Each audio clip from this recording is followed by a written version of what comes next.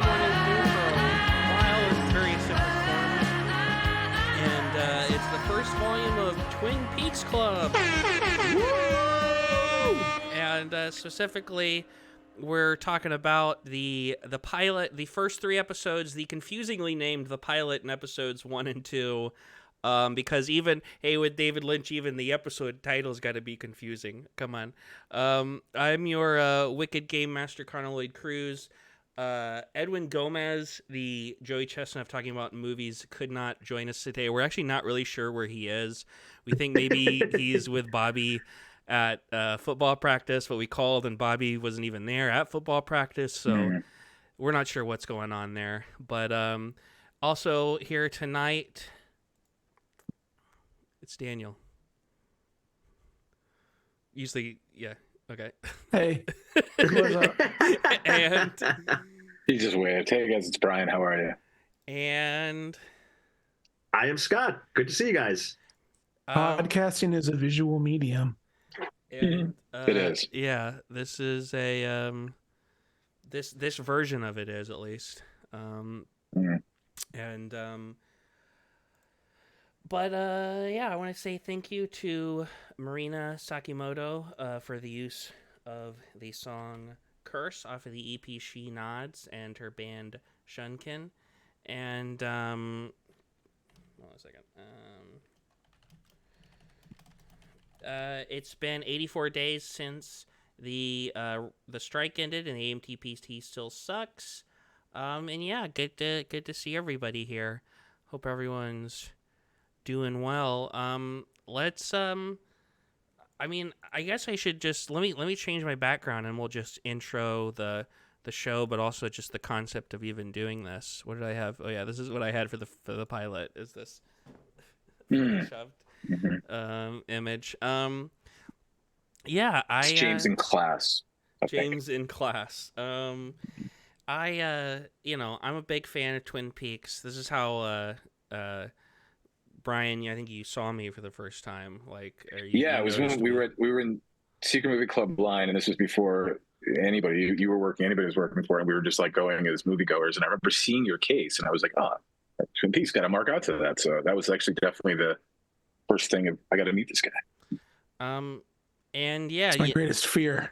Getting Being targeted in line. Like, oh, Jesus.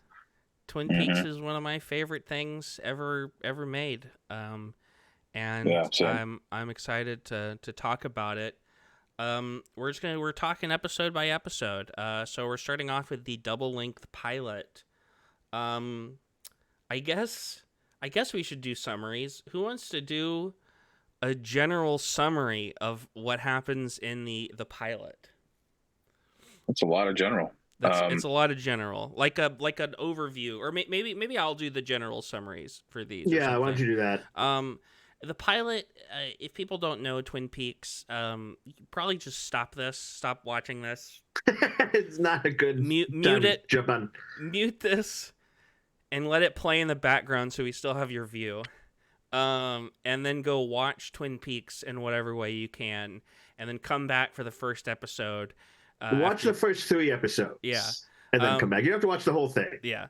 And but in the pilot, we're introduced to the main situation, Laura Palmer's dead body, and introduced to all the main characters. And it's a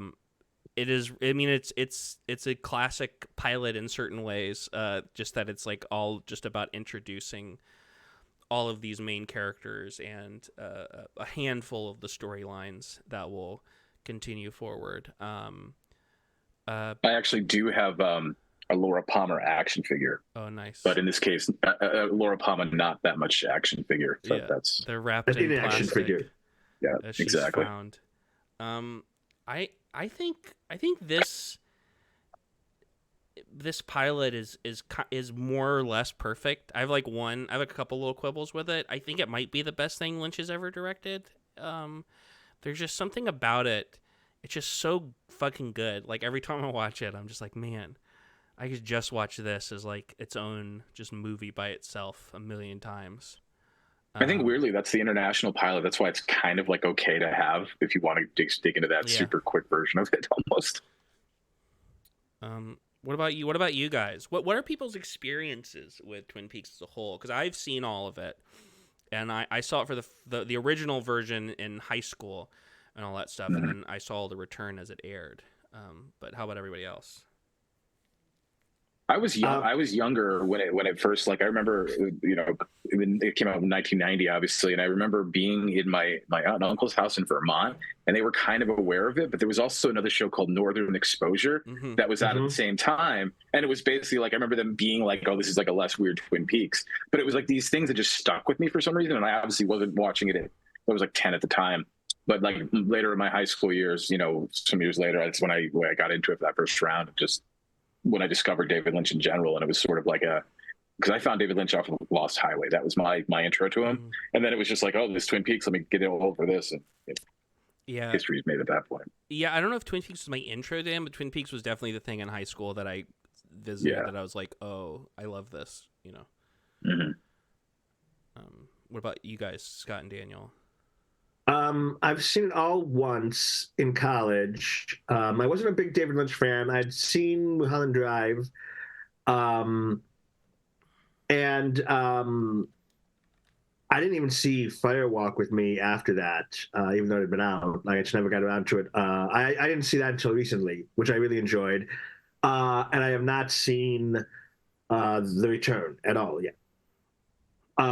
So I'm looking forward to like jumping back in and rewatching all these. Because even so long ago when I saw it, like I know I liked it, but it was also like, this is odd, you know, like I didn't quite get it. And I wasn't quite in tune with David Lynch. Yeah, that was something I had kind of written down here about. The Secret Movie Club really. Well, you lagged there for a second. Oh, so I was just saying with like Secret Movie Club, really, I've gotten more into Lynch and I've come to like appreciate him more and his work. So yeah, I'm really looking forward to seeing it now, being much more of a David Lynch fan. Yeah, I before Daniel, you get to you, just because this seemed like a good time to bring this up in my notes. I had my kind of reactions to it that have shifted over the years, because in high school I loved it, but I think I just liked it really aesthetically. Like, I don't think I got as emotionally. Like, now I watch it and I get really emotional, like when Laura's theme plays. And then I remember in college, it was kind of like millennials didn't use the word cringe, but if they did, that's what like a lot of my peers would have described Twin Peaks as being. Yeah, I can see that. Which is an impulse, which is why I've never liked that impulse of like shying away from things that are a little, you know, odd or or using emotions in ways that are a little different and a little more over the top in certain ways. But now, you know, after revisiting it last couple of years, and especially after the turn, I love it really deeply. I've never seen. I'm kind of where Scott is. I've never seen Firewalk with Me, and I've never seen The Return. Twin Peaks was introduced to me in high school. I think right before high school, there was a great there's a great comic shop with a really big used DVD and CD section that my friends, there's like 3 or 4 of my friends ended up getting hired there. So I just kind of ran it as much as you can when you're 16, 17. And I remember Twin Peaks, the gold box set on DVD was like this thing that we all chipped in on because it was kind of expensive at the time. I think it by then may have been out of print in like the mid 2000s. And we passed it around and would occasionally watch together. So it was kind of a cool like group activity. But then sort of the same thing where I wasn't super knowledgeable on, or I hadn't really connected with Lynch's work outside of that. So I didn't pursue Firewalk with Me or some of his other stuff. And then kind of the same thing in college where Twin Peaks had a kind of a weird reputation with people that it maybe wasn't good. And I was always a little confused by that. So I just sort of never talked about it again. And then kind of the resurgence when The Return came back and suddenly all those people were pretending that actually it was always the best thing in the world. And you were like, okay, that was a fun time. Yeah, that was wild. So, and that deterred me. I missed The Return.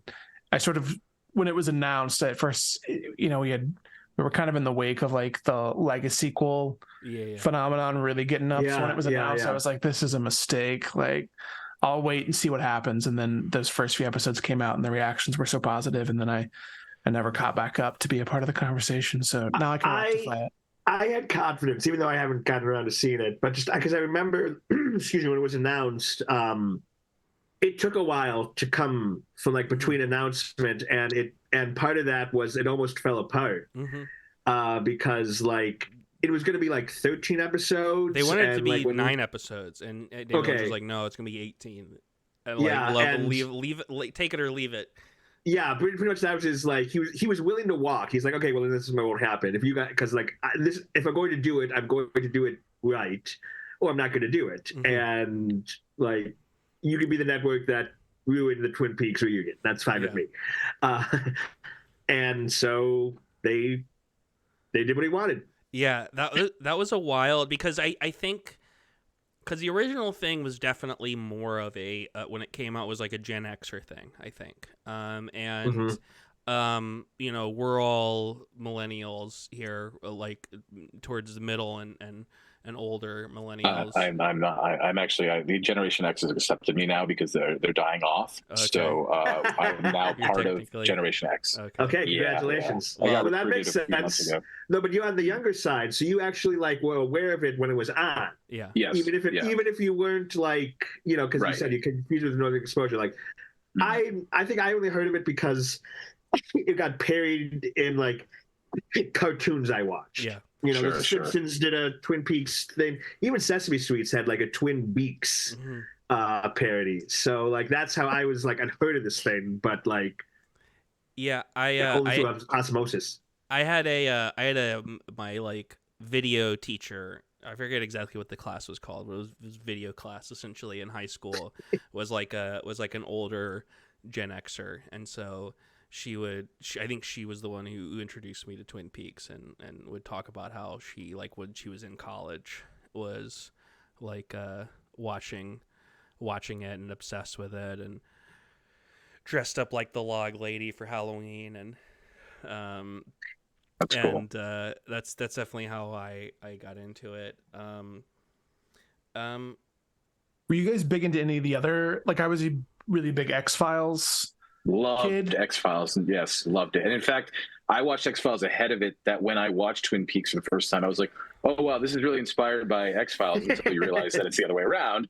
But especially in that, there's some of those early X-Files episodes that are bafflingly, like, just so on par with what Twin Peaks is. I came to X-Files when I was younger. I got them confused a little bit. Understandable. It's like, well, it's about like detectives in some sort of warped existence, or like science fiction inspired thing. It's about the only thing. feds I trust. Yeah, totally. A cab for everyone except Cooper. Yeah. Cooper, Mulder, and Scully. And then obviously Mulder makes his appearances, obviously, as we will later find out. I had some little things here and there. It is interesting because this first episode does feel a little different than like immediately. The episode afterwards feels slightly a little more like polish and what it's found, because I think the biggest thing is Cooper in this episode comes off a little meaner, a little creepier in certain ways, like the way he tells James, like, she never loved you, or Bobby, she never loved you anyway, and little moments like that. I also forgot how long it takes to get to Cooper. Yes. In the pilot. Just because, when you think of Twin Peaks, he's the first thing you think of. Except for maybe Laura. And watching the pilot, I was like, there's still like, because you can see the commercial breaks and stuff. And it's like, we're still no Cooper. Right. That's interesting for especially for a first episode. Yeah, he's one of the last main characters to be introduced. Yeah. I think maybe the only lead who is introduced afterwards is Ed. I'm pretty sure. I think I was kind of keeping track. I should have kept track of this in the back of my mind, but Ed doesn't get introduced till kind of later in the first episode when James like rolls up on his motorcycle. Yeah. But yeah, no, it really does take its time with the townspeople, which is part of what's so great about it. I love. Well, I think Oh, go ahead, Brian.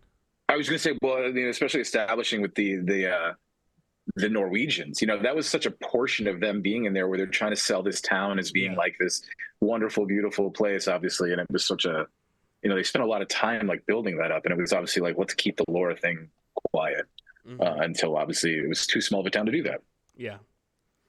Well, and the thing that I would say keeps this from being a perfect piece of media is the comedy beat where Audrey like is fucking with the Norwegians, and specifically the really bad music. Like, I love Badalamenti, but that there's a couple of pieces that's like, oh, this is you should just cut this from the scene. Like, just it would probably play better without the music.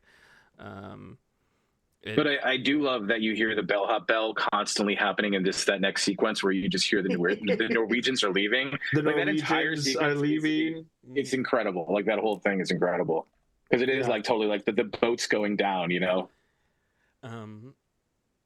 I think my favorite. Do you guys have like a favorite scene from this episode?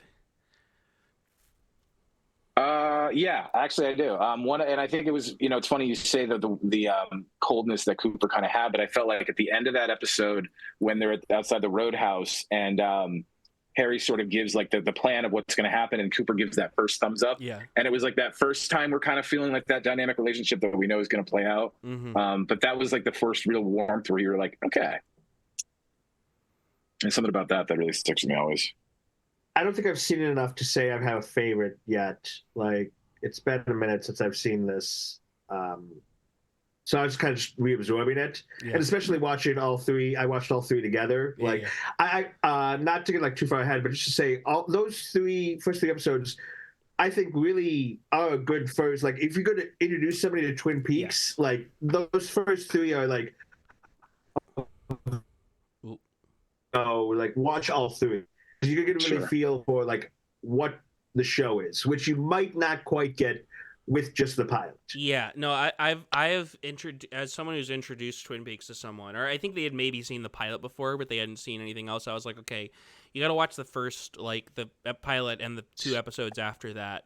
And if at that point, I feel like that's the point where it's like thumbs up or thumbs down. Because I feel like I'll also say if you watch those first 3 episodes and you're like, yeah, not feeling it, you're probably not going to. You're not going to change your mind. No, right. Like that's what, at least for the first 2, the movie and the third season are a little different, different enough that it would be worth trying potentially. But I think my favorite scene, and it's a scene I always like.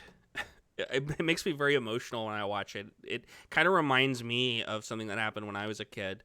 Something that would have happened to. Daniel's only was in a grade above me, so you probably had a similar situation. But the scene in the school when Donna and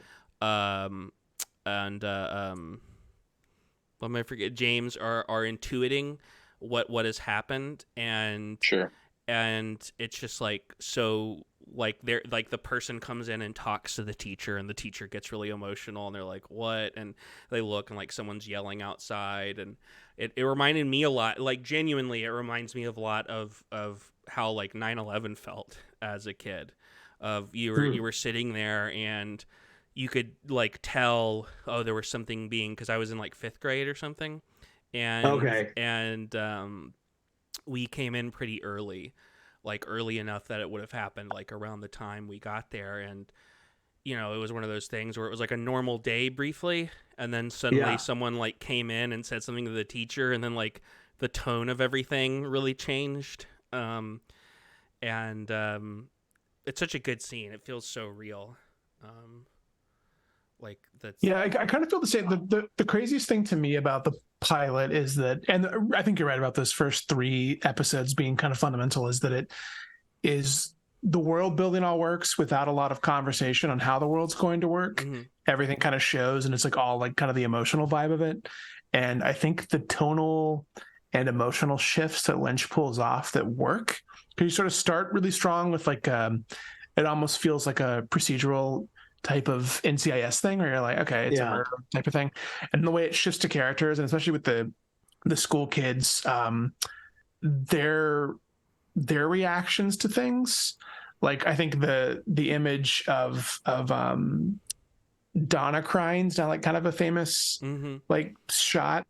But it's such like a visceral real reaction, whereas like some of the other students are sort of like, well, I kind of knew her. Or, like the stuff that starts, it feels like rooted in like how I think high school felt to some degree, and that can be really hard to capture because it feels dishonest when adults try to replicate something that feels modern. And it feels kind of real that there is people that are just like, oh, that sucks, and your day goes on. I was thinking of how timeless this felt, and I think it's because like it was shot currently, but now because of the 90s are 30 years ago, it just like it does have like a time, like a period piece feel to it that I think it kind of felt that way back then too. Yeah, it's definitely kind of emulating. It's doing that kind of 50s Americana thing that is like in all of Lynch's stuff. I think because you're not fixated on like the TV media that's happening or newspapers showing a date. Like everything is just like it is this dreamlike world, which all of these they weren't really listening to grunge, and I know that's a cliche, but I mean, like they weren't trying to show like it's teenagers. They got to listen to Pearl Jam. There's really nothing about this that is like 90s in the sense of like what our tropes would be. Yeah, it's Audrey's listening to Badalamenti jazz fusion. Or whatever. The kids loved it back then. The kids loved it. So, welcome to MTV. On MTV, it was always just the jazz.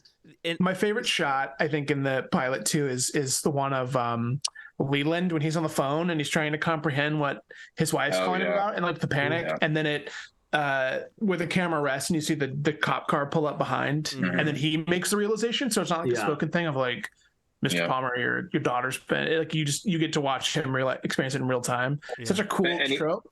Even with sorry, I was just going to say, even with the way that kind of like that sequence kind of ends, where the way he drops the phone at the time, where Sarah then picks up on it and knows for sure that everything's happened again without communicating anything. Just the way that whole sequence was timed is great.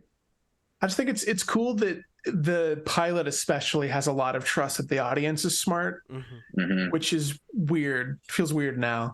Yeah, that was very one much thing. It rewards you for paying attention. Watching this, I was like, I can't believe this was on like national television, like 30 years ago. 30 years, like it was just like. When there were like 4 channels on, like this seems like something now that would be kind of what it ended up coming as like a Showtime, like just something very small, and I could not believe that. Especially when they get to some of the stuff in like later in season 2, that's like really like there's some like genuinely stuff in season 2 that I'm getting ahead, but that I'm like, how the fuck did they get this on network TV 30 years ago? But I talk about that timelessness of the school stuff. I think this is something that's important, is that, James is, quote unquote, the guy on the Harley who is like a loner, but he's not like a true loner. He's not a loner in the way that like a typical 80s movie or something would paint them, and no one's like Audrey's kind of like the mean girl, but she isn't really that either. They're just kind of normal. They're normal kids, and they all like kind of know each other, but they're all like, some of them are more friends with each other than others, and they get to be, they're painted as stereotypes, but like realistic ones that'll get to evolve versus like that's their only defining characteristic. They feel like people are pretending because now they have to be adults, kind of, in a way that I think feels honest. Bobby, especially, he's one of those interesting characters that see grow. From the pilot to be on. Yeah, well, especially in the return, but we won't get there. Obviously, A few more little notes I had about the pilot. I will say one of I don't know if this is a big issue with the show, but one I think kind of issue with the show is that, Donna is kind of positioned almost as the like kid lead in certain ways.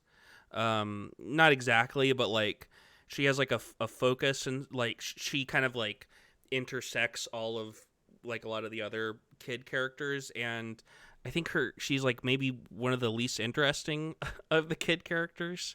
And her sisters are way cooler.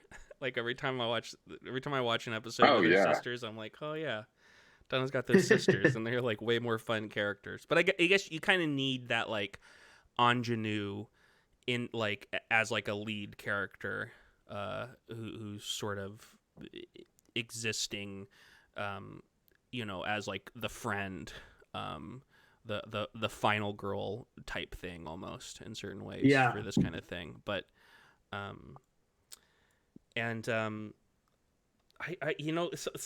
something that weirdly occurred to me while watching this is I wish we had gotten more. We kind of get it. We get like conspiracy about it, but I wish we had gotten more like actual sawmill stuff as the show went on. Like the sawmill stuff is kind of there, but it's kind of in the background. But like this episode has that whole sequence where Josie wants to shut down the sawmill, to like respect the fact that like one of the Ronette's dad works there, and I wish we'd gotten more stuff like actually at the sawmill and about the dynamics of that like business and the town and stuff. I guess I understand why you can't do that, but I think I would have liked that more than some of the like Piper Laurie and Yellowface stuff that we eventually. She's just such a nightmare of a character. I mean, her in just general. I mean, obviously, like going from like Carrie, even she's just one of those people that'll always just make me think of like a terrible human being. Just from her character portrayal. It's not her individually, obviously, but just the character stuff she does is insane. She's cornered the market. Yeah. yeah. That's for sure. And then have you guys seen the story, the like video of Angelo Badalamenti talking about composing Laura's theme? Because if people haven't, they should look it up. It's a great video. Laura's theme being the that's the theme. That's the one that plays in the dun dun dun dun dun dun dun. And Angelo has this great story about how he was kind of like noodling doing it, and Lynch was like, all right, there's a girl, like, which is like sitting next to him going like, there's a girl, Angelo, and she's wandering through the woods and she doesn't know where she's going, and I want you to break my heart, Angelo. And like he starts like escalating, and it's such and a it's good... because he's playing it live, and he's there as it's coming. You're feeling that, and you're like, you could see them working together almost in that. Like Angelo just like building, the progression builds out into this whole big thing. It's great. Yeah. You can clearly tell why they worked so much together. Yeah. Over different projects, many different. Well, I'm ready to move on to episode 1, unless people have more to say about the pilot. I just have a couple that I wrote down about things that I loved about the pilot. The old senile mayor, I loved seeing him. He's just fantastic. Obviously, just Norma and Ed, I mark out because of the future of what that's going to be, and I love all of them so much. And then Bobby and Mike barking, showing that the alphaness that they exist is just unreal. Yeah, and then just like the way they look, the way the bars are like framed, where you like can't you like only see this. It's so strange. Just out of their mind, and then you have to praise her, because honestly, Sarah's screaming and smoking is just, it's what she's known for in that pilot. That's what she does the best. I would say the last image of the pilot of her just screaming and stuff, like that's just how you want to end that perfect ending. Absolutely, absolutely. This is a David Lynch show. Like, here we go. Well, this is a less funny background, but this is the episode where Cooper has his damn fine cup line. Episode 1. Episode 1. I wrote down, because episode 1 is definitely doesn't have like a landmark thing in it, I would say, compared to like certain things. But I did write down some big events and some firsts for this episode. The big events. Okay, I wrote these down a week ago, and now that I'm looking at them, these are me making jokes. And so now that I'm looking at them, because I've written down, well, one is not a joke. One is that Leo has a bloody shirt. So I remember this episode kind of starts really framing Leo Johnson, who's this trucker character, who's a real asshole. Not a gentleman. Definitely definitely at this point the shittiest, most asshole-ish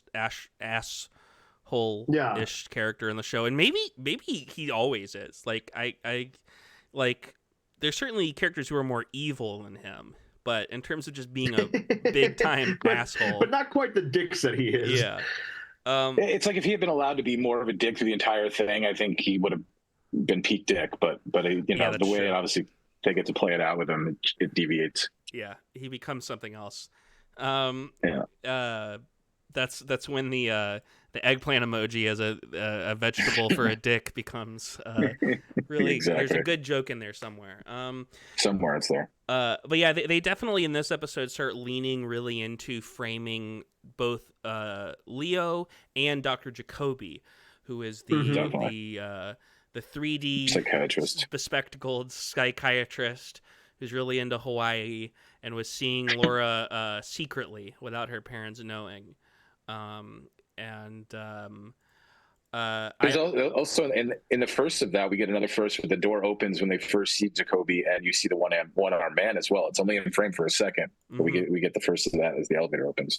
I think that's actually in the pilot. I think the one-armed man's is in it the pilot? Yeah, I think you might be right. Yeah, I did them all last night. So yeah, me too. No, it's okay. The other two big events I had was Ben is into toes. I wrote that down. Ben. Which I guess that is a big event, is that we find out that like all of this rivalry stuff going on, like the business rivalry stuff going on in the background, is kind of being orchestrated by the two major players, by Ben and Catherine. And then there's a fish in Pete's percolator is the other thing, which I guess what that to me is supposed to be me indicating that we find out that Truman, Harry Truman, the co-lead of the show with Agent Dale Cooper, is dating Josie, the Hong Kong expat who now owns the Heir sawmill. to the sawmill. Married into the sawmill family, and hated by the family that the husband left behind. Yeah. Sort of hated by the family that the husband left behind. It's like set up that they're like maybe plotting, like they're trying to undermine her, at least at this point. Well, especially it's Catherine is definitely trying to undermine Josie, but weirdly Catherine's so like for people who are watching this or haven't seen the show, I would say like what the fuck, this is gonna sound like gobbledygook. But the family tree for the mine stuff is that there's the Martells. And there's a dead Martell that Josie married, and then the dead Martell's sister is Piper Laurie, and that's Catherine Martell, and she's married to, or their name is Martell is Pete's last name. Hold on, Pete's last name, yeah. What's Catherine's last name? What's the? It's like it's or what's like Armstrong or Packard, her maiden name is Packard. Yeah, of course, Josie Packard. Right, Packards, dude. Josie Packard and Catherine Martell Nee Packard, as you say, who's married to Pete. Weirdly, Pete is the one who seems to be the most into helping Josie. Though I do think, if I'm remembering correctly, that becomes a little more complicated as times go on. But Pete is actually more sympathetic to Josie than Catherine is, which makes sense because Pete is a very sympathetic character. That's definitely one of those ones where I'm like, how did Pete and Catherine end up together exactly? Totally.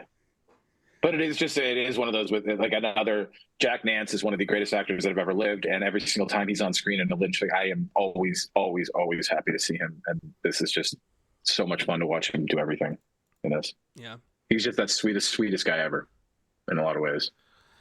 Yeah, and that's a good sequence in general because that also has I like Coop intuiting Harry dating Josie because it was another because that was Coop like still like nobody really figured him out yet, but like all these different things, how the detective work he was doing, Harry and everybody got so blown away by it that it's kind of fun to see him like, these are the special tricks I can offer as Coop,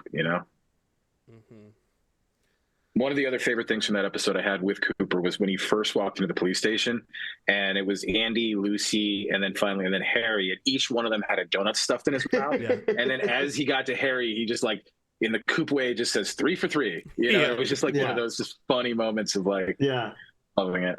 Yeah, Harry doesn't quite know what he's talking about. Yeah. And everybody's just stuffing donuts, just can't even speak. Yeah, I do love. This is technically in the next episode, but I love in I do like probably the biggest pleasure to me of this show, especially of the original show, is the relationship between Cooper and the Twin Peaks, and Cooper and his feds buddies and the Twin Peaks Sheriff Department, and how that develops over time, and specifically the friendship between Cooper and Harry. And the next episode has that great bit where they're sitting there in like the in the room, and like a scene ends, and it's like clearly the scene is supposed to end, and this feels like something that Kyle MacLachlan probably just like did on the day, and they decided to keep in. He just like reaches up and goes whack, like to Harry's nose, and Harry just starts laughing, and then they get up and leave. And it's so good. This episode has some pretty substantial firsts, I would say. Obviously, it makes sense. This is the first mention of the Bookhouse Boys, which I consited for a second. What if we call these episodes the Bookhouse Boys? Where the Bookhouse honestly, Boys? All of that just riled me up, and how much I love the Bookhouse Boys. When that started last night. Hell yeah, the Bookhouse. I just want to be. I want to be one of them. Yeah, they get a jacket. Yeah, we should get jackets. This is the first full appearance of Bob. Even though I don't think he's named yet. No. But whatever. It's the guy that Sarah Palmer sees in the vision. Because I think in the previous episode, we see him briefly in like the mirror of one of those shots with Sarah. It's right at the end of the first, the pilot rather. But this one we get a much more intentional, obviously, shot of him. Glaring. And I guess that was improv, I guess, too. Like they didn't intend for the scream to be maniacal like that. It was sort of one of those things that they just sort of did in motion. Like he was supposed to just be kind of hiding, like just you'd see him kind of creepily doing it, and then it was just like he went nuts with I forget the actor's name, and it was a famous dude, but like he just did it on par with him, just on the cuff, just cool. Because that became such an obviously thing. Frank Silva. I followed the pilot with the international cut of the pilot, and it really confused my brain to where stuff's supposed to go for some of this. Because it's not, and it's not, and even like what they do with it, like with the international, it's not even nearly the way it's going to play out in the series, which is obviously one of those like tough things to watch, because it's like, you're getting a vibe of it, but it's not what it truly should have played out as, because obviously Bob's character is becomes different important reasons. But you can definitely tell. I'm guessing that Lynch and Mark Frost probably didn't have a lot of that Bob stuff when they wrote the pilot. And I feel like them having to make that international pilot stuff is probably what gave them a lot of the ideas for what would become that stuff. That's my. But I think especially if they worked it out with a Bob character, like kind of as they were improvising, doing different things, that character is getting created on the fly, so it makes sense. We get two characters that we saw in the pilot, but we get their first, I would say, real scenes in this episode, and they're two of my favorite characters. Is we get the first substantial Major Briggs scene, where he is at home talking to Bobby in the inimitable way that he talks. So great. I'm not even gonna try to imitate it. And then we also get the first. Again, we saw her in the first episode, but we get the first like real interaction with the log lady and first like log lady scene, and specifically that exchange between Cooper and Truman, where it's like, "Can I ask her about her log?" And Truman's just like, "Many have." Which is there. Have you seen? I actually don't know if they're on any of these sets. They may have been on the gold version sets tonight, but there's. I guess when it re-aired in the 90s, Lynch wrote an introduction to every episode that the log lady performs. Yes. Are those? I gotta see if those are housed on. I'm sure they're on YouTube now, but they are on this set we talked about. But you can watch the little intros. The Blu-ray. If you. The Blu-ray I have, in the recaps. you could play them with them, essentially, from what I remember. Yeah, that's how it works with, like, you could play them separately, or you could play them with that, but then you also, you could skip right past it. It also comes with a recap, like previously on Twin Peaks. Yeah. That's really nice. And that should be nice when we do this. Yeah. Yeah. And I think it's even like it's the classic recaps too, from what I remember. It's like what when it's aired back then, which is nice because you get those old I don't know who did the did the voice. But I always, when I think about those, I always think about Lost, like the previously on Lost. Oh yeah, of course. Or I think a little bit about Fargo. Fargo says it says antecedently on Fargo. whenever they I always think of it like 24 because like each episode would open with Kiefer, as Jack. Just say like a voiceover would be like the following takes place between 9 a.m. and 10 a.m. Oh yeah. And someone asked, is like, do you record that every season? And he's like, for the first 3 seasons, I would like record a new one for each episode, and then like by the 4th season, he just kind of was like, do we not have this? Like, I'm not saying anything different this season than I would have last season when it was 10 a.m. Just mix them up. Yeah, like yeah, we got it. So like technically we have 24 that we need to do, and that's it. We're good forever. Yeah. I'm willing to move on to episode 2 because it's gonna be a little longer, I think. I just have the one last final thing I wrote down on mine. Otherwise, is the wonderful obsession that we learn about with Nadine and her drapes. Oh yeah, and that's fantastic.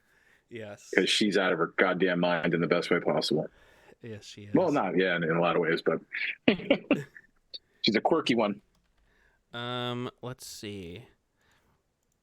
Yeah, her obsession with. I think we saw her in the previous episode fucking with the drapes a bunch, but Yeah, she was yelling at Ed that he's got to get the drapes up by like midnight or whatever, and and this is when he was just like, because it was also when Donna first showed up, and they were both kind of sharing about how they know how to pick them. Basically, when Mike came and he was being like Dick Mike. And then they had that mutual, like, we just know how to pick them. So that was great. But then you really got to delve into Nadine and see the Nadine Norma shit in the hardware store a little bit, too. Connor, I'm laughing because I see your background. Oh, yeah. Perfect background. It's funny. So,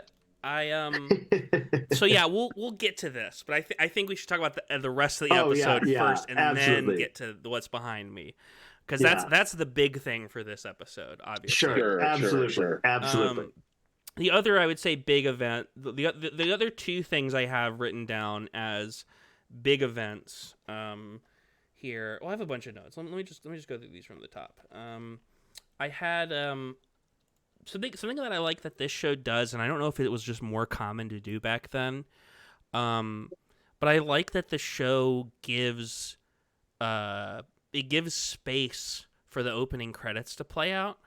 You know what I'm talking about? Like each episode when the after the theme song, when the credits play out, most TV shows it'll just be like the show will start and people will be talking and the credits are just going on at the bottom.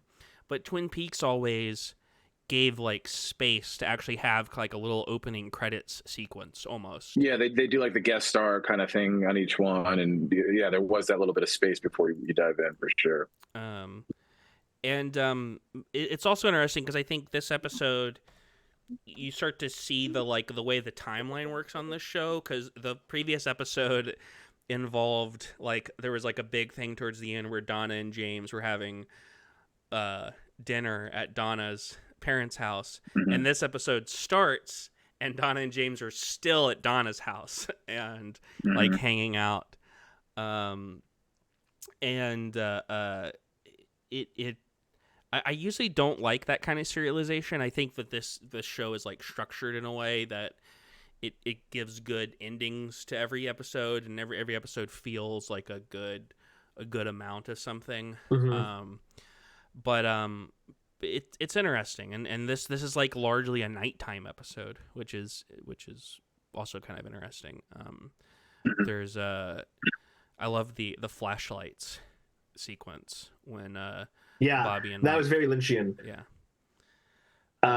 It was funny. I was watching with my roommate, and he was just saying how this is back when TV shows didn't have to look like movies, and I was like, yeah, that's true, but also this was it looked really good for TV back then. Yeah. Because one thing about this show is that Lynch shot it on 35, where most shows are shot on 16.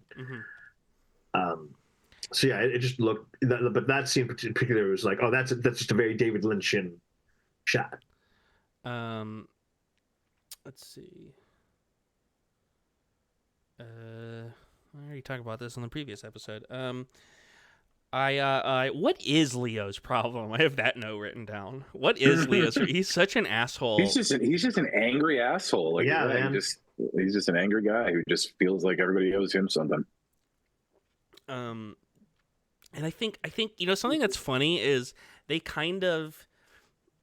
I don't want to get too ahead because this doesn't happen until season 2, but the Nadine stuff where she becomes super strong. Spoilers. Mm-hmm. Yeah. But we get to see that beginning, because when she's on that exercise machine, you're like, what is happening right now? Yeah. I always forget that they set that up way earlier than you think. Early. Though I guess maybe you can interpret this as just a joke about how she's mad at Ed. I think so. Sure. But it's weird enough. Like we've exposed to weirdness, and that's just sort of like even a different level where you're like, that's odd. Yeah. Do we want to talk about these as if we only have the context of the episodes reviewing? Is that how you kind of see these playing out, or do we? I mean, like we can hint maybe, but do you want to kind of keep it contained so that more people are more or less? What did you want to bring up? Oh no, I'm just a general question for how we approach stuff like that. I think let's avoid the big spoilers, but like Nadine getting superpowers, who gives a shit? Like, you know what I mean? Like, I think it's like use your judgment. But I think we definitely shouldn't talk about who killed Laura Palmer until that's revealed. You know what I mean? Like that kind of thing. Sure. And maybe there's some middle ground stuff. The big events and firsts in this episode, we find out that Audrey has a crush on Cooper, and she dances. Though it's interesting, this is the first time I read it this way. She like dances almost as a defense mechanism because she doesn't want to talk to Donna about her dad and her dad's relationship with Laura. Mm-hmm. And then this episode also has this would be the scene in this episode if it wasn't for the thing that's behind me, but the big rock throwing scene, which is a great great sequence. That's incredible. Again, that's another one of those, like, what's he doing? And then you finally learn, like, Coop knows what's up. He's just got his own weird way of doing things, but we're into it. Yeah, for people who don't know, they have a clue. Like they know that Laura from her diary has met with someone the night she died, who she referred to in her diary as just J, the letter J. And so they've gone out into a field and got a bunch of rocks and a glass bottle, and they're gonna read off names of people in the town whose names start with J, and then Cooper's gonna throw a rock at a bottle, and depending on what happens, that's gonna indicate what they potentially do. And I think what I love about it, what I've always loved about this scene, is that in a shittier version of this show, the other Twin Peaks sheriff people would just be like, huh, whatever, you know what I mean? Like, totally, yeah. Whatever. But they're just like on board. They're like, oh yeah, like they don't get it, but they're there for it.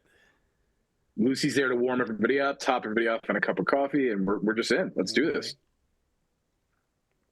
I wasn't into coffee when I first watched this, and now I'm into coffee, and and not a show to watch it. And I guess you could do decaf, but now I understand Cooper as a character, I think. Sure. We get some good firsts. We get the introduction of Jerry Horn. Jerry fucking Horn. Mr. Jerry Horn. Man, oh man. With that big sandwich that sounds like a really good grilled cheese, basically. I really want to try that. It was like a French baguette with brie and butter. Mm-hmm. And they were just so fascinating. Like they just discovered food for the first time, the way they ate. Yeah, and Ben eating the Subway, like the baguette sandwich, Subway sandwich, like sideways, and then his like... Yeah. His like a harmonica. Yeah, he's just so excited. This is the first we see of One-Eyed Jacks, the gambling house and prostitute den that across the border in Canada, a brothel, where those Canadian brothel, laws, I guess, are looser, and so they can do that over there. Canada's just lousy with them. I feel like this is the first he's been in the previous 2 episodes, but this is the first time we actually really get like any piece of character stuff with Deputy Hawk, when he's like talking to Cooper on the phone. And we get the Invitation to Love opening in this episode, which Invitation to Love is it's a show within the show. It's a soap opera. That soap opera, everyone is watching. Yeah. And the intro to the show plays on a TV screen. That's right. This is the first Leland dance. Leland dance. I actually wrote that down. Leland loses his shit to dance. Yeah. And then Sarah screams. That's the caveat to that I have on that. And then I have something written down here. And it's funny, too, because in this first episode, the character doesn't become the character really until the second season, I think. But I have written down here 4 times, all caps with an exclamation point after each time. Albert, Albert, Albert, Albert. Yeah. Because of how excited I was. I didn't go with the 4, but I definitely, you can see it. But I have Albert. I did the same fucking thing. Because he just shows up and you're like, God, it's so great to see Albert. Yeah. It's definitely proto Albert in this here. Yes, for sure. It's the first episode of season 2, I think, when he comes in and he has his big moment with Truman. That kind of cements Albert as being great. One of the few good guy roles that Miguel Ferrer ever got to play, which is, and it's funny because he kind of comes in like an asshole, and he feels almost like a Lucy hates it. Yeah, Lucy hates him immediately. Just disgusted by him. Yeah, which is what's so great. And then again, Harry just sort of like just simmer down a little bit, and it's great because it was the only time we've seen Harry sort of like show any sort of like, oh wait, this is my house. Relax. Yeah. But we also, I think. Well, it's because like Coop's been very respectful to him. Yes. Coop has been like, and very like, and that's also why he's like, kind of like, I don't say enamored, but like shocked by like Coop's ability. Where this guy just comes in and thinks like, I'm federal, I'm better, and he's just like, yeah, but well, even Coop explaining to him like, hey, it can be a little weird. Local law enforcement can be weird and touchy, and just how like sensitive it all was. Where again, like Albert is just the abrasive federal guy. Yeah, and maybe it's just I know where it ends up, but there is I will say there is something about the way that Cooper reacts to Albert that kind of makes you think like, oh, okay, maybe there is something a little more here. Maybe Albert isn't just an asshole, because Cooper doesn't seem really bothered by it. Cooper's just like, oh, Albert's I think Cooper understands what Albert is doing here, which is Albert just is a dog that needs to bark.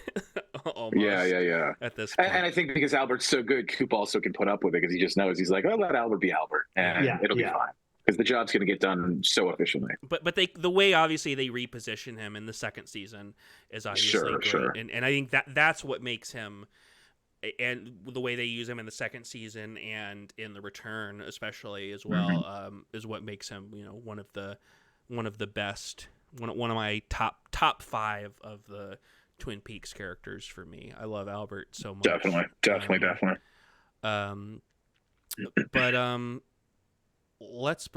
Let's any other episode 2 thoughts before we get into this thing behind me? I had one last that I noted that was so funny to me, and it was when after Jerry and Ben eat most of their sandwich, they get up to go and talk their plans about going to One Eye Jack's. But the way, because they're all sitting at dinner, and the way that Ben looks at his family and then just says, "Always a pleasure," like just such a business format to like your family, but he's so amused by himself that like everything about the way he delivers that is just fascinating and fun to me. I think also we should talk about I'm blanking on the name. Hold on, I wrote it down. Oh, we already talked about that Leo's an asshole, but the shot of him when Shelley gets back and he like stuffs the soap into the soap, the worst. It's another one of those like shifts, and you're like, what? I mean, you've already seen, I guess, someone murdered and someone returning from being captured for murder and probably witnessing it, and then there's like moments that sort of like shock you back into reality almost. Well, I think that's what it was such a real thing because I mean, the way you see her, Shelley just cower in the corners as she knows what's about to happen. You're just like, and even though we don't actually see the actual thing play out other than the initial action, it's a tough sequence. I think. Yeah, I typically find for stuff like that, it's worse to not see. Absolutely, because your brain is doing it. Yeah. And then also the episode ends with the doctor listening to the tape, right? This is when you start to learn that there's something there. That's episode 1. That's episode 1. Yeah. Which is the second episode to end. Yeah. No, this episode ends with maybe the best piece of television ever produced. Oh yeah. The introduction of they don't call it this, but I'm just gonna call it what it is. The introduction of the Black Lodge, specifically the Red Room. If people, I mean, honestly, if you're not even interested in Twin Peaks, just like get a drink, do whatever. Look up this scene on YouTube. It's like it's so good. It's such a good. It's so baked into pot. Like, I mean, your background says it all, but it's one of those things where, like, even if you haven't seen it, you've seen it. Yeah. And it's definitely. one of just watching it again, just watching this show, and then watching this. I was like, I cannot imagine what it was like to watch this. Oh no, God! Tuesday night. You're just watching ABC, you're watching this new murder mystery show, and it ends like this. Like, what the hell is happening to me right now? It ends, not only does it end like this, but then it ends with, because if people don't know, the second episode, this third episode, episode 2, whatever, it's confusing, ends with a very famous sequence where Cooper has a dream. And there's a first part of the dream that actually uses a lot of footage from the international pilot. But then the majority of the dream is this Red Room sequence, which was parodied in Simpsons, that you can see behind me, and parodied, referenced in so many other things. That's what my phone case that I showed earlier and now is referencing. And Chevron print. Yeah. And in it, I mean, it's hard to even explain. There's an old Cooper in a bunch of age makeup. There's Laura Palmer there, even though apparently it's not Laura Palmer. There's a guy named the Man from Another a cousin Place. Or something. Yeah, Cousin. Yeah. It's the Man from Another Place's cousin. Yeah. And Coop is like not buying it, obviously. And I wrote that she says like this. She says like, I feel like I know her, but sometimes my arm's been back. My arm's been back. Yeah. I love that so much. Which I think is like probably the most obvious. Like the because everything said in this eventually comes back up, or most everything comes back up in one way or another. And the arm's been back is probably the most direct, than you can just kind of interpret, which is just it's about Laura being bound when she was killed. Totally. And it's just a very haunting scene, funny in a way, just because, is it Michael Anderson, right? Has such a fun, let me see, actor. Michael J. Anderson has such a fun, like, weird energy to him. Mm-hmm. And sure, yeah. And if people don't know, the way they do it too is that not Cooper, but all the other characters are being filmed backwards and like subtitled, and so he does this little jig at the end of the episode, and that's completely backwards. And it's interesting because it's like not all directly backwards, but the way the movements are with each word is sort of slightly off and different. It's super cool because it isn't just like a direct, like, I reverse this thing. And I think that's what makes it's almost the cadence of every word sort of just hits differently, which I thought was super cool. Yeah. Yeah, even backwards, it's like clearly the dialect of how it was spoken forwards and recorded is intentionally definitely off. Yeah. Where there's like weird pauses that had to have been like decisions made, not just people trying to like remember. Right. But yeah, I mean, it's almost one of those things that's like hard to talk about because it's so good. I just want to be like, hey, if you haven't seen this, go watch it. Because it's one of those things that's just up there as one of my favorite pieces of anything that's ever been made. I think that was literally when I texted you last night when I was just like, man, I know we're doing this book club and it's going to be shorter versions, but I'm like, man, I just want to power through and keep going because it just gets, once you start seeing things like that, you're just ready for the whole journey. Yeah. Yeah, I kind of want to savor it, but yeah, I'm probably going to do 2 or 3 like a week. And I'm happy to do it this way because I've never done it this way. I've always powered through. Yeah. So it is. Yeah, I definitely. Yeah, it does feel like a kind of thing you could watch in like a week and a half. And Absolutely, yeah. Oh, that's a lot to just like. Yeah, no, and I think giving it this space to talk about will be interesting, and even if there is a little bit of like, well, what are we going to talk about? It's the nuances. Yeah, it allows us to get into like little, because I'm not going to get too much into it, but I pitched a version of this that was like this for an earlier show, and I was kind of rejected, like, oh, this is too much, we're focusing like we should do less episodes, and I think I was just like, you know what, fuck it, like let's really savor it, because it's a show worth savoring.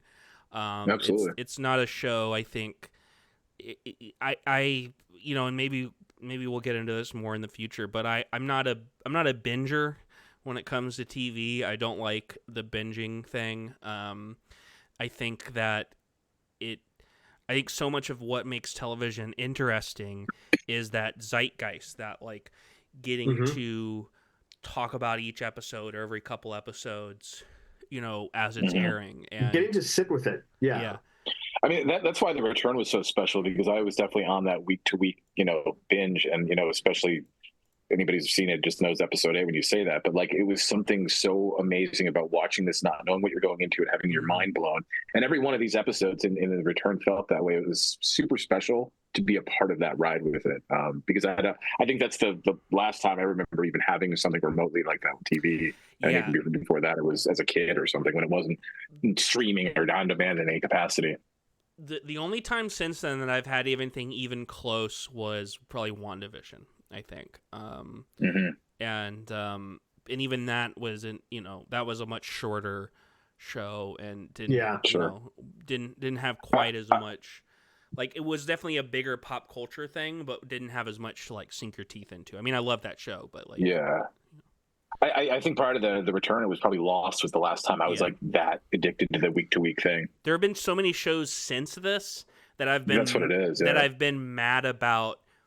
I didn't have people, like, I was like when Damon Lindelof's Watchmen, speaking of Lost, Watchmen show is airing, and I think maybe somebody else, were you watching it week to week, Scott, when that came out? I was, yeah. I think we maybe talked once or twice, but I remember just being like frustrated because like nobody's watching this with me. I was watching it with you too. Yeah, I think it was the three of us. I feel like I thought no one else was watching it, so I didn't talk to anyone because I watched it week to week. Funny. Oh, really? I think it was at the time before we were all like hanging out. Yeah, this might have been before. Like that. Yeah. And I even have a friend who like watches show. I'm not going to name her. That is a little hint. But she watches, some of the like comic book shows that I watch, but she's always like, oh, I'll just wait till the end and watch them all at once. And I'm like, no, like watch them week to week with me so I can talk about them. Yeah. Like, what are you fucking doing? Some people like that. Yeah. I get it. Especially the way a lot of TV works now, where like sometimes it works better to binge it, like, and then they're structured that way. But no, whatever BoJack, which was one of my favorite shows, that show, even though it would all be released, the entire season, I would always watch one episode a week, because that show especially was like just built for like, I just savor that and sit with that, because if you just like go through that whole season. Yeah. Well, I haven't seen that show, but I imagine feel it would like be you're very seeing depressing. a lot of like just yeah, it could be, but also I think it's almost less depressing in a way. It's because like it's so much that you kind of get numb to it. Yeah. Where like just sit like I said, like if you only get that little nugget, like, ooh, that's just a little sad little story you had there and then you just wait a week and you get another one. It was always a bummer to me, because if you miss, like, if a massive show drops, yes, and all at once, if you don't play ball right away, you sort of miss it and it goes away. I missed Stranger Things season 4, and I was just thinking about Stranger. I was thinking about it was that like show exactly. it was the thing across TikTok, everything for a week, and then I haven't seen a thing since, except the occasional like maybe iconic shot that I don't know the context to. Well, I know Anne's been keeping Eddie alive. Anne's got it. Yeah. But no, I agree, and that's actually I think part of the problem is that like this stuff just disappears so quickly. You know, after a week, where like what kept like something like Succession. That's probably the last time I've had this, because I was really on board. But part of the magic of that was the once a week, and then we all could just like think about it and dissect it. You know, I think it'll be interesting to see what shows that are dropped in a bingeable capacity kind of live on later or kind of get rediscovered. I was reading an article that I guess Gen Z especially are obsessed with old like procedural shows like Suits and Monk. And people thought it was ironic. And someone they were like, well, you have to think about it this way. If we get into something and we love it, it's going to get canceled. So these are all things that people already loved, and we know that they end, and we know that we can spend, there's 8 seasons of stuff, if not more, and we get to be with it from start to finish rather than hoping that something we like now will continue. And I've never thought of it that way. And I was like, that's alarming. No, I think that's why like even like The Office is insanely popular through streaming, and Friends and stuff. As much as like Netflix is creating shows like pretty much like you have to assume you're gonna get like 3 seasons maybe, like even if you're a successful show, if you're lucky. Like I mean Apatow has talked about how like his shows have ended on there, and it's just because like, well, we don't get new subscribers with no one's gonna sign up for the 4th season of a show. They're all about getting new people in, and so most of these shows only last 3 seasons, and there's only 30 episodes, and so it's like a short story, but it's not something you can really like just like even like a binge just takes like 2 days, or even like a week. Whereas something like if you're gonna watch like all of Cheers or all of Frasier or all of Bones, which I think it's like 11 seasons, like that's 22 episodes, 11 seasons each. Like you have the next month or so ahead of you with that. I will say that's lost. I went through a depression a couple years ago, and I think I got through a lot of Frasier really quickly. Well, I mean, there is that option. I think like comedy sitcoms are a different thing in a weird way because of that same like I could just kind of have this on and it's comfort. Just it's hit my brain with a comfort. Yeah, we did that when during the dark era of the pandemic. We watched Schitt's Creek 3 times in a row. It takes a long time to get through 200 episodes. Even if you're going through it fast, it's still a sizable investment of 200 episodes as opposed to 30. Yeah. Oh yeah, no, absolutely.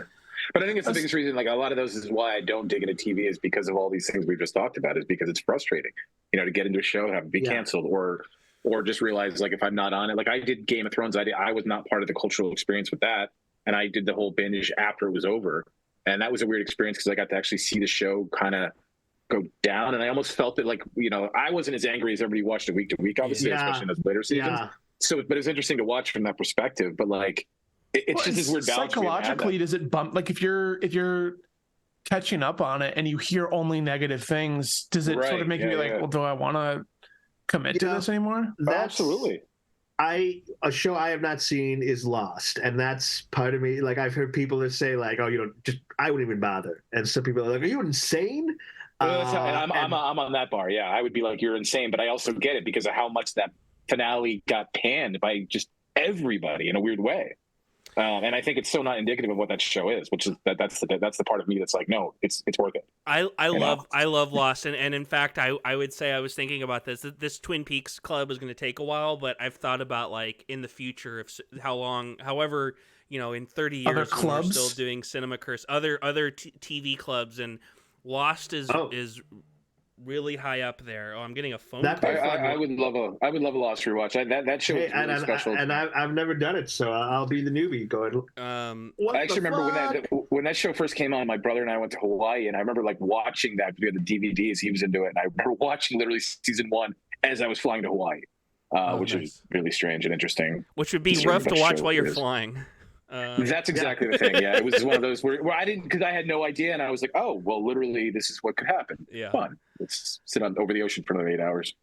I was curious on the Twin Peaks front in terms of like television episodic stuff.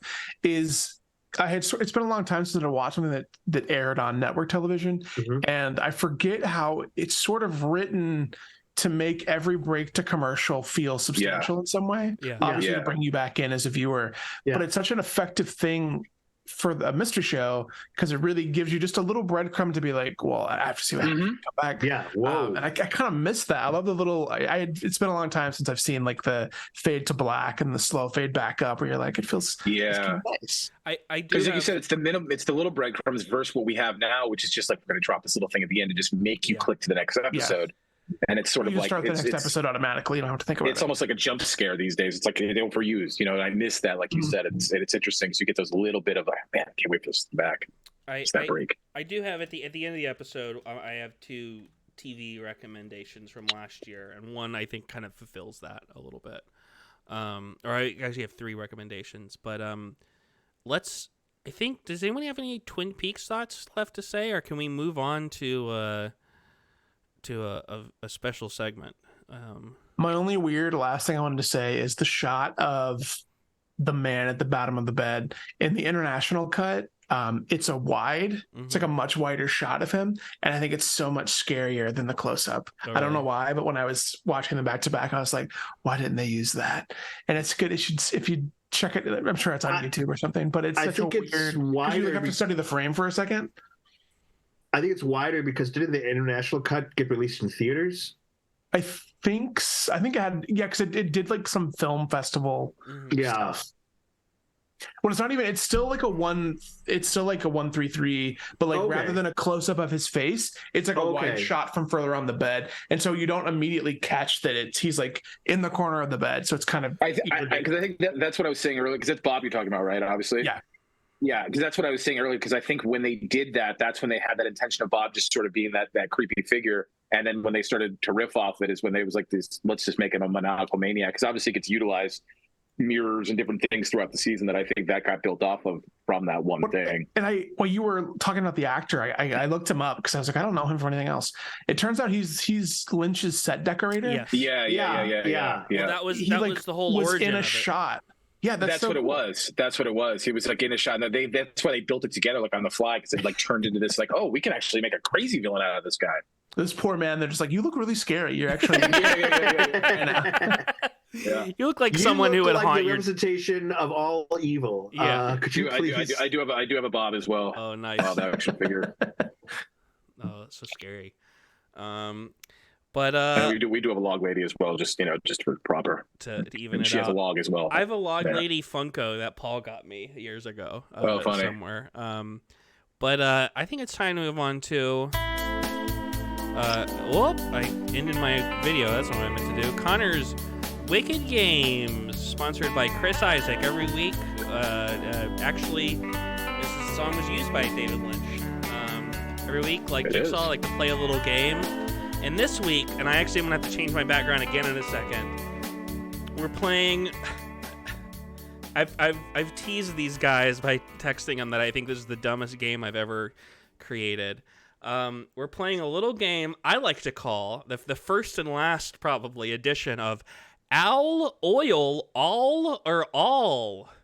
Let me change my background to give you guys a little guide to that. Yes, I'm gonna read a portion of the name of something, and you have to tell me: am I talking about A, type of owl, B, a movie about oil, C, a type of awl, or D, a title that's missing the word all? So an example I'll give is Bones and. So like Bones and All. Okay. What's the owl? How does C work?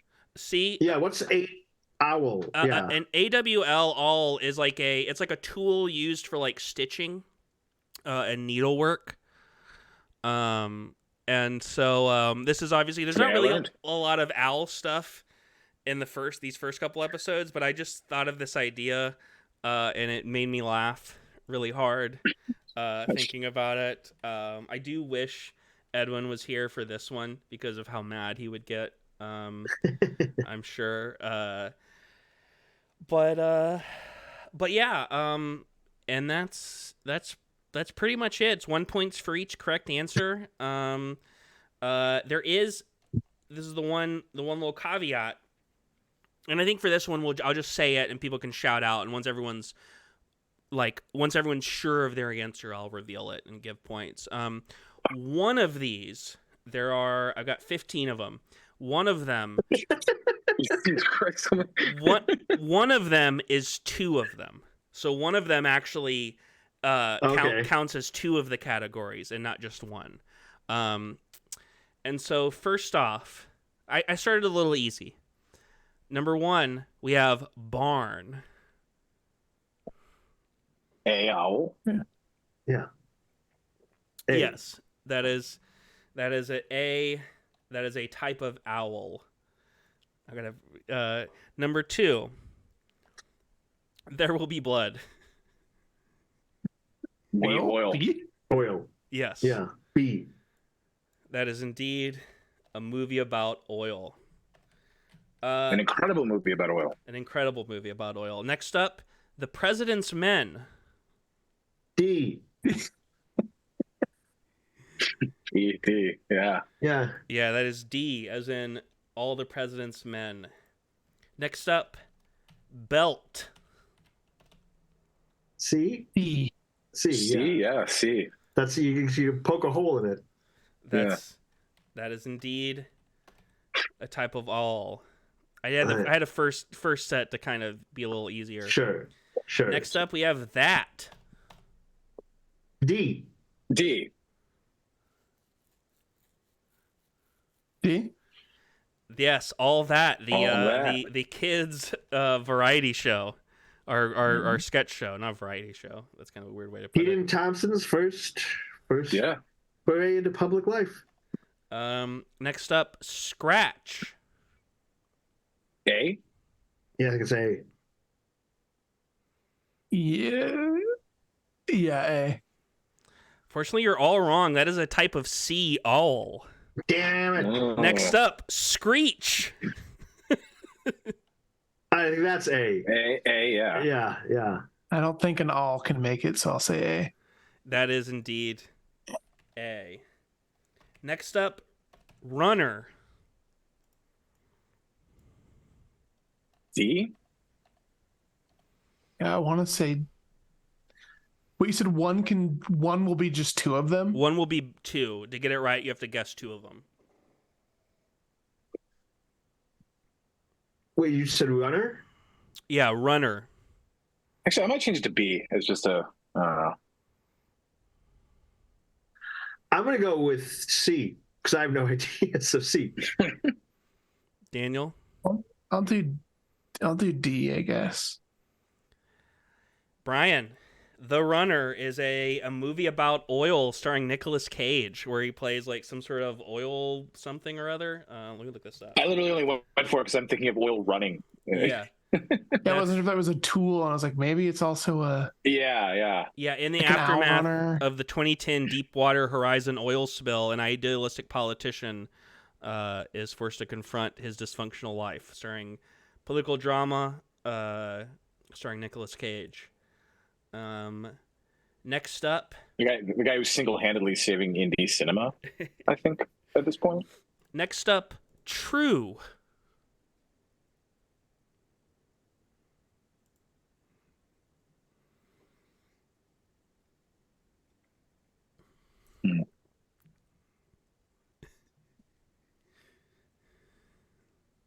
True. A. Well, I'm going to say D. Yeah. Daniel? I want to. Yeah, I guess D. Scott, you got it right. There's an owl just called a true owl. A true owl. See, I thought True Except was no like substitutes. true crime. That owl, the owl thing. where the woman was killed and the husband says it was an owl. Mm. Or no, the husband's being blamed, but the evidence points that it was maybe an owl. Next up, we've got Brad. That would have been a great. By the way, I'm sorry. That would have been a great add-on to Anatomy of the Fall. Just an owl fucked everything up. Oh yeah, the staircase. Yeah, that was one of the theories that an owl got in, and she was like, and then fell down the stairs. It's kind of disrespectful to that woman. But next up, Brad.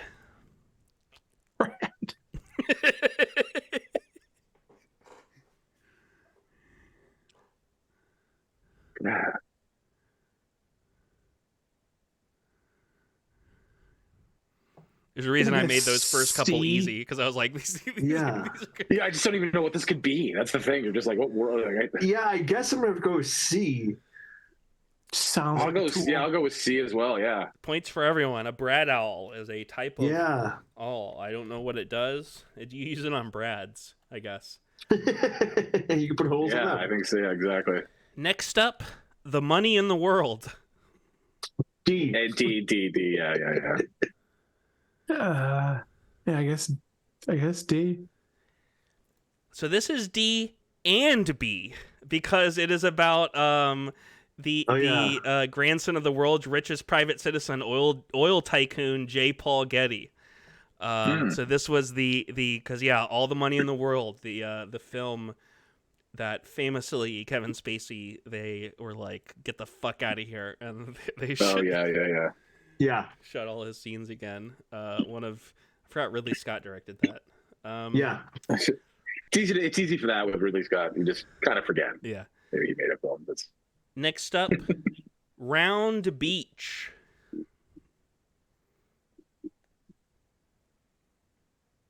Round Beach. Mm-hmm. I'm gonna go with D. I'm gonna go with B. No idea why.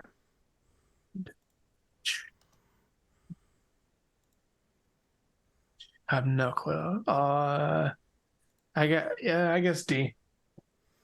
No one got this one. Round beach is a type of awl. It's specifically a round beach awl. It describes the sea.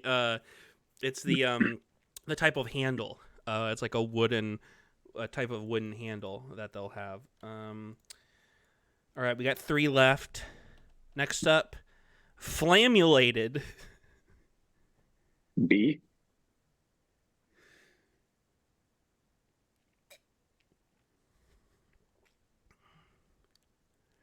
I'm gonna say A. Then I'll say C. Scott, you got it. The flammulated owl is a type of owl. Next up, giant.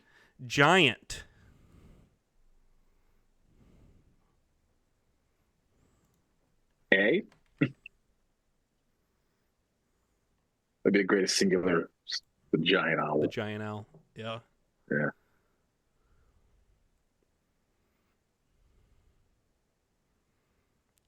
Scott and Daniel. Yeah. I'm gonna go B. Daniel. I guess I'll go A. Actually, hold on. I think it's C. God damn it. I have no idea. Man, I'll tell you. Yeah. Yeah. Tricky, those owls. Well, because B is a movie about oil. Is that what you're saying? Mm-hmm. B has to be a movie about oil. I can't think of a movie called Giant that's about oil. Is the thing. But I'm afraid I'm talking myself. I'm gonna go C. I'm gonna go C, and I'll kick myself if it's B. Get ready to kick yourself. It is B. The James Dean movie is about oil. The 1950s James Dean movie called Giant. Oh shit. And last up, American. D.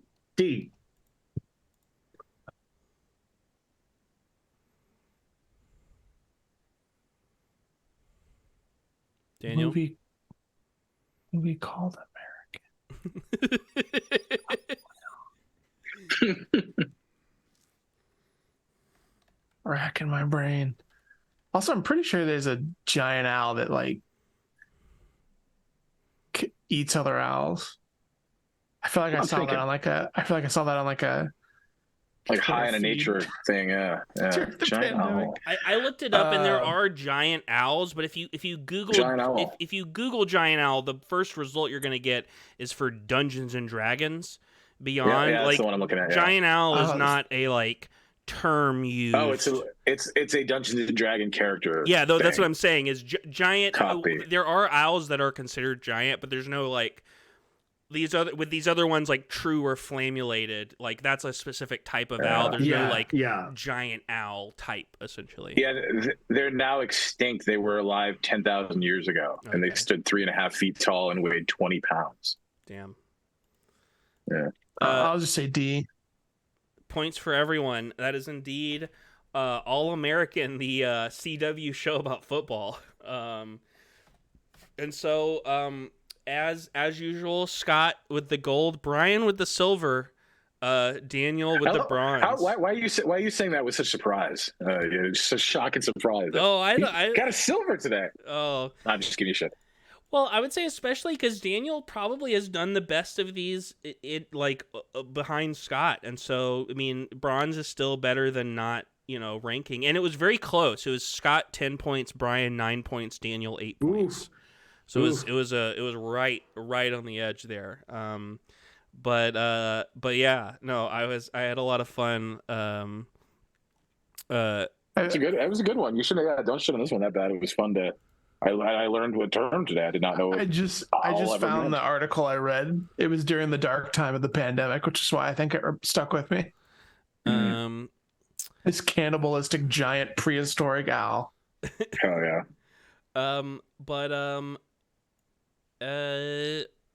That's Edwin's not here, so we can't do his little thing. And yeah, let's anything else? I think we should get a motherfucking ceasefire up in here. And I was gonna shout out 3 TV shows.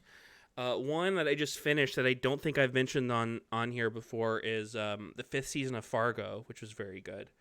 But then 2 animated shows. Probably my 2 favorite pieces of television from last year was Scott Pilgrim Takes Off, which if people haven't watched, especially if you're a fan of the Scott Pilgrim movie, you've gotta watch it. The big thing is like a mild spoiler for the first episode, but it's not really a new version of Scott Pilgrim. It's kind of Scott Pilgrim 2, more than it is anything. And I would also say probably my favorite piece of television from last year, and the thing you were talking about that earlier, Daniel, talking about structure of television. My Adventures with Superman, which I've been rewatching with my friend Celeste. Yeah. Which is really phenomenal. And I mean, you have to kind of buy into like, I want to watch an anime shonen magical girl version of Superman. But it's a ton of fun, and it's structured really well. It's the writing is so good. We're on like the last episode, and I'm like bummed out because I'm like, man, it's gonna be so long before we get more episodes of this. And it's so good and so well written, and such a balm, because I think like it was funny. I was talking to one of my aunts over Christmas, and I mentioned they were talking about how they had seen like the new Guardians of the Galaxy and they liked it, and I was talking about James Gunn a little bit, talking about his new Superman movie, and they kind of reacted like they're like, oh, like I don't know, Superman, like all the Superman stuff's been so weird recently, and to me, My Adventures with Superman, if you're sick of seeing psycho dark Superman in the media, My Adventures with Superman is the solution. It is so good, it is so colorful, it is so bright, it is so like positive, and it gets dark. Don't get me wrong. Like me and Celeste just watched the 8th and 9th episodes of the seasons are kind of this big 2-parter. And it gets very, it gets dark. It does address the idea of like people being skeptical of Superman and being afraid of his powers, but it is a show that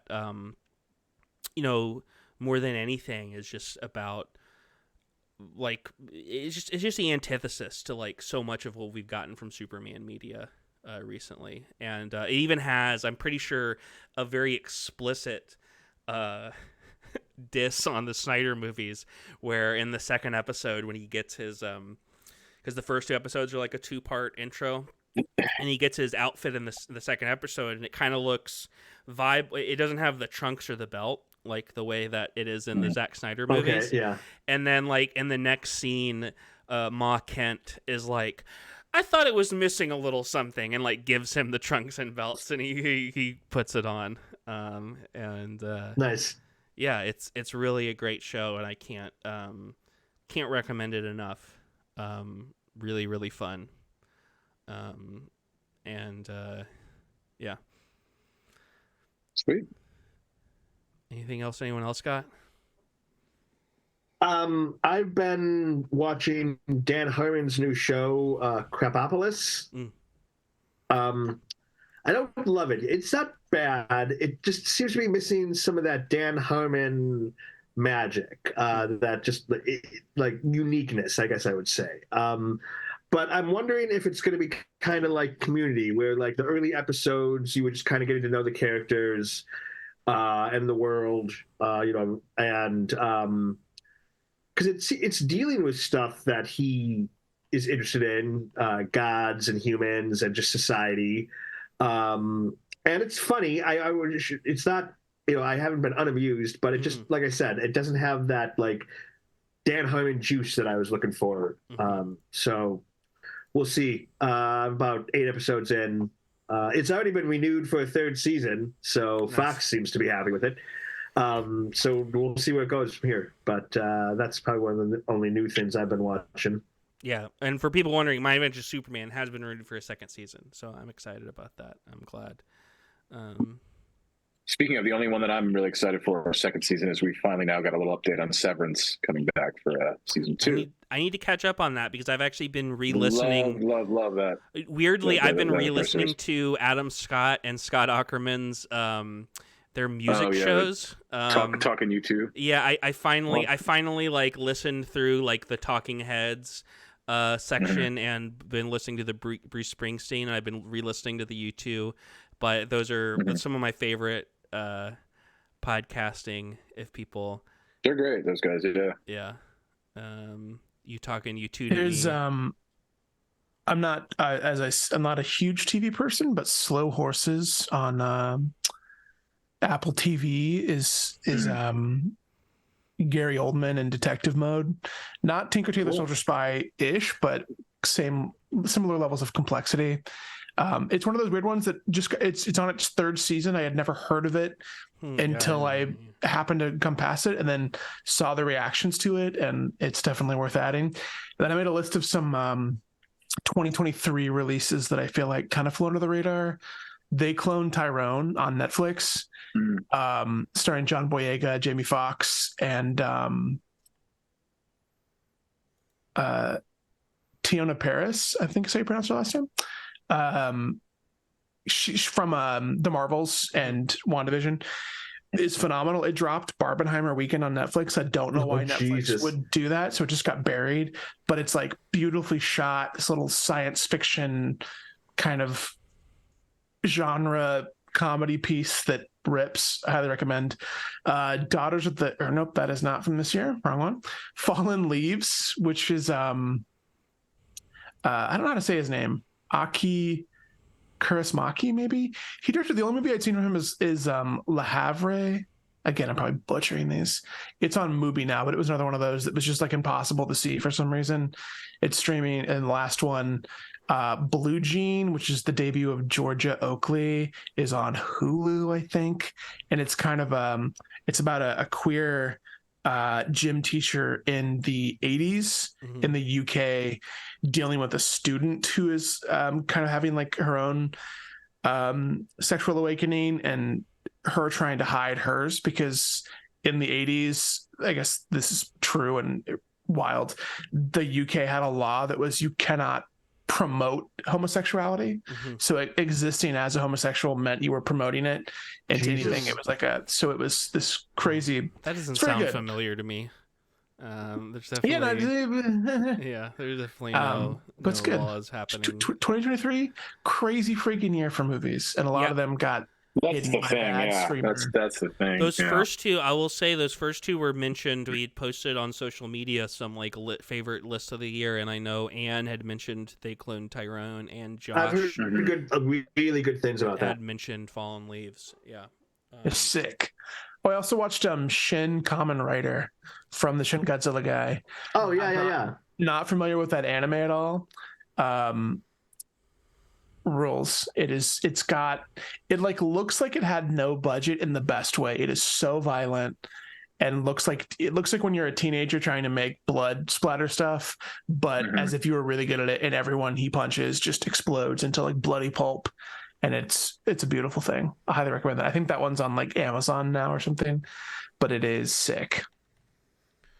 But yeah, thanks for everyone for joining. I know the next Twin Peaks book club will probably be late next month at the earliest. So it'll probably be early March.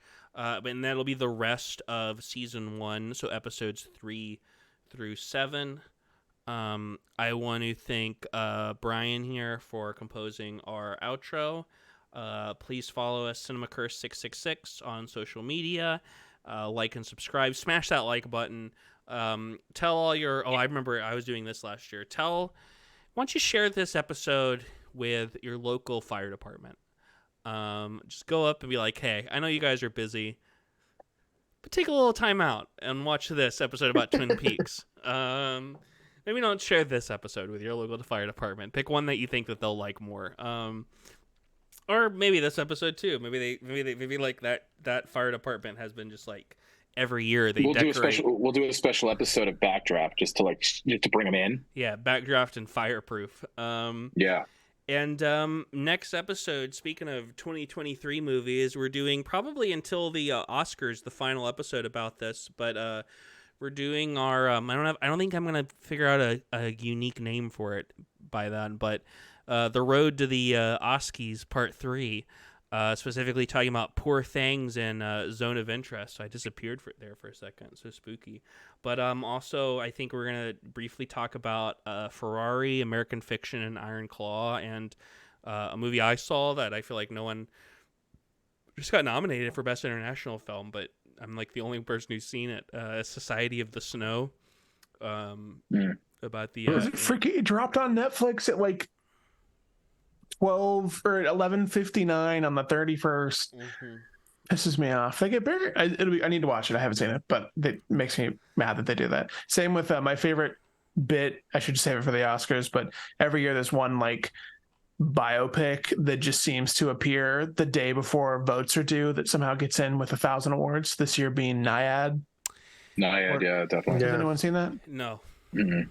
No, I'm catching up on all the Best Picture nominees, but not all the nominees. And so Naiad's probably. I'm sorry, Naiad, but I'm gonna have to makes me feel crazy. Naiad to you. Because that's the one with Jodie Foster, right? Yeah. Yeah, and I've been watching her in True Detective, which has been. I heard it's pretty interesting, like decent, but sort of not still. Like it doesn't really quite picked up on the steam of it yet. It's good. I would say it's good. All right. But sound very confident there. Yeah, we'll see. I just couldn't gauge it because the hate seemed to come from the typical, hate groups of stuff, and that's why I couldn't tell if it was just that or what it was. So it is. Because True Detective is also not, it doesn't have the benchmark for success in all those seasons. So yeah. Well, it doesn't have. Well, the first season of True Detective is like one of the best things ever made. Exactly. Yeah. And this season doesn't have, even the second and third season, as bad as the second season was, and as like good-ish as the third season was, there was a juice to those that was similar to the first season, and this season doesn't have that. Because it's not made. It's a pretty new. Yeah, it's a new creative team, right? Yes, it is. And so, but what it's replaced with that is still interesting, which is a focus on Alaska, on women, on indigenous peoples, and specifically like a lot of The Thing. It's very influenced by John Carpenter's The Thing. And so that stuff is interesting. We'll see if it comes together, but it definitely doesn't have the same. It feels like the flow and like the essence of the show has been kind of maybe compressed down into something a little more commercial, whereas before it was always like it always had the feeling of like some like the Nick Pizzolatto or whatever his name is, like some weird little freak in like a room, like this feels much more like a writer's room show, Yeah. And which has its own, it is what it is, but it's good. Jodie Foster's good. But yeah, I think that's it for today. Thanks for joining. God bless. Hope everyone has a good day. Bye-bye. Bye-bye. Thanks for watching.